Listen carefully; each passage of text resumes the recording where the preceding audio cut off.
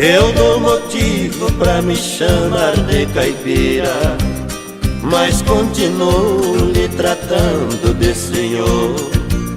Eu não me zango, pois não disse uma mentira. Pelo contrário, isso até me dá valor. Sua infância foi lições de faculdade, na realidade hoje é grande doutor. Não tive estudos, minha escola foi trabalho, desbravando meu sertão no interior.